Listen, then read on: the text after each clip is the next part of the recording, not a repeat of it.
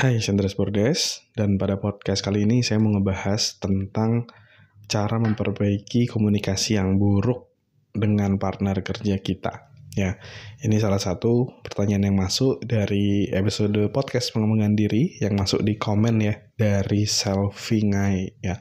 Jadi mungkin juga udah lama nggak ngebahas hal-hal terkait relationship atau hubungan gitu ya, hubungan personal maupun hubungan kerja. Nah, ada pertanyaan ini, mari kita bahas lebih lanjut ya tentang gimana cara memperbaiki komunikasi yang buruk dengan partner kerja kita.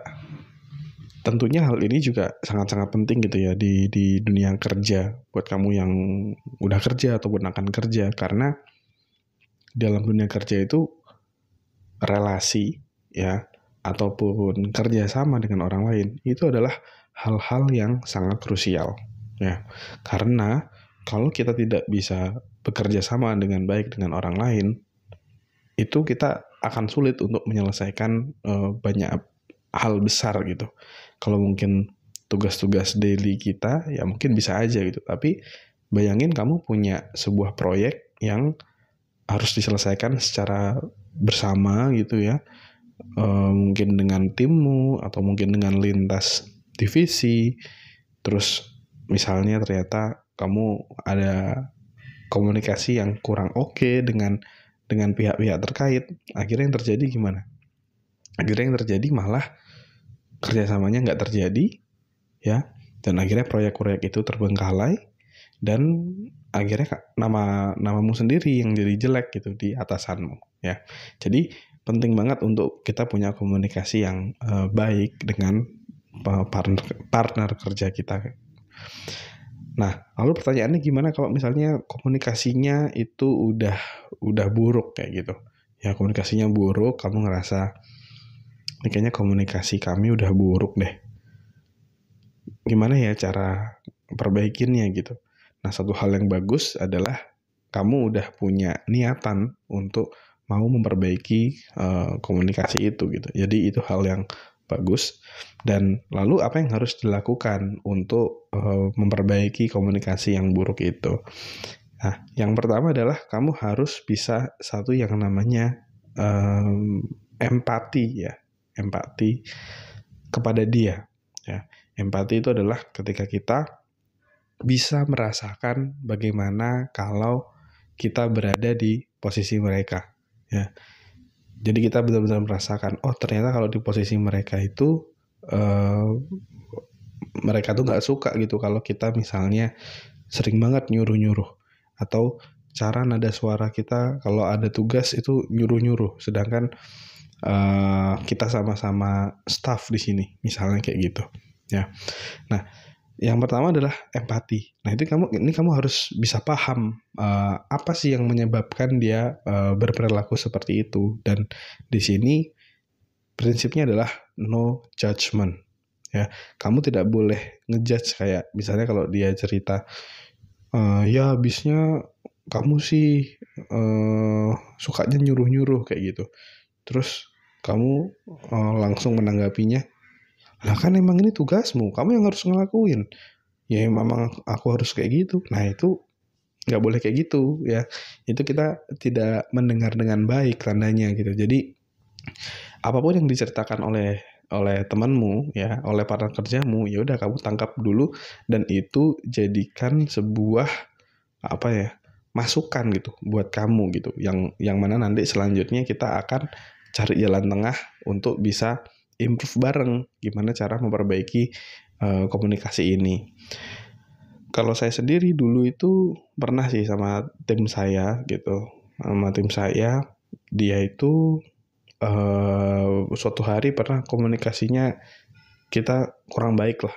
Mungkin dua hari sampai 5 hari, jadi seminggu gitu komunikasinya kurang baik. Dan ketika saya empati, saya coba dengerin gitu. Dari situ saya bisa paham ya, ternyata yang dia inginkan itu adalah saya punya lebih banyak waktu buat memperhatikan dia kayak gitu. Ya, karena tim saya waktu itu kan dia staff ya. Dia staff, dan mungkin perlu perhatian, perlu diajarin. Sedangkan saya mungkin lebih banyak sibuk meeting dengan direksi dan lain-lain gitu. Terus saya dengerin, oh ternyata harapannya itu, ternyata selama ini dia kecewa karena itu. Terus ya udah, karena saya juga sebagai leader dan saya harus mendevelop tim saya, akhirnya saya membuat komitmen bahwa oke, kita akan melakukan one on one ya, lebih rutin ya, sebulan sekali ataupun setiap ada pekerjaan nanti kita juga selalu lebih intens untuk kita bisa komunikasi ya. Nanti saya cek misalnya pagi kita bisa lakukan sesi briefing pagi ya, sama sorenya kita evaluasi misalnya kayak gitu. Akhirnya waktu itu yang saya dan tim lakukan adalah melakukan briefing pagi gitu. Jadi benar-benar saya memberikan waktu saya ke mereka untuk kita koordinasi. Goal kita apa sih hari ini? Apa sih yang mau kita lakuin untuk bisa achieve goal itu kayak gitu. Dan akhirnya berangsur-angsur semakin membaik, semakin dekat dan akhirnya cair seperti sebelumnya. Ya. Nah, jadi kata kuncinya adalah kita harus empati nih. Kita harus melihat dari sudut pandang mereka. Kita harus mau melihat dari sudut pandang mereka sehingga kita bisa menyelesaikan masalah yang ada gitu. Ya. Jadi kita harus paham nih dari sudut pandang partner kita itu. Kita ajak ngobrol ya, one on one. Kita juga menaruh empati ya kepada mereka. Kita jelaskan gitu, misalnya dengan iMessage. iMessage adalah kata-kata atau kalimat yang kalimat pertamanya menggunakan kata I gitu. Jadi saya ngerasa belakangan ini kayaknya komunikasi kita kurang lancar gitu. Misalnya seperti itu salah satu contoh iMessage. Nanti kamu bisa praktekkan gitu ya. Saya ngerasa kok kayaknya komunikasi kita kurang lancar. Kayaknya kok banyak konflik ya yang sering terjadi belakangan ini kayak gitu. Boleh tahu nggak apa yang kamu rasain saat ini gitu. Nah itu nanti mereka bisa cerita. Nah penyebabnya bisa jadi bermacam-macam. Kalau saya tadi kebetulan karena kurangnya waktu yang saya kasih ke tim saya. Nanti bisa jadi kamu punya challenge lainnya gitu. Kayak misalnya yang bisa terjadi di komunikasi itu problemnya misalnya kayak nada suara kita terlalu tinggi, cara ngomong kita nggak enak kayak gitu. Karena kadang bukan apa yang kita sampaikan, tapi bagaimana kita menyampaikan itu sering menjadi sebuah isu gitu. Nah itu kamu bisa mendengarkan.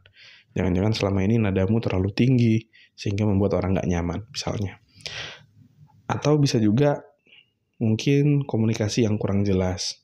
Kamu memberikan instruksi atau ngobrol atau memberikan data cuma nggak jelas gitu, nggak spesifik. Jadinya dari data yang kamu sampaikan itu kayak banyak biasnya gitu ya, jadi multi tafsir.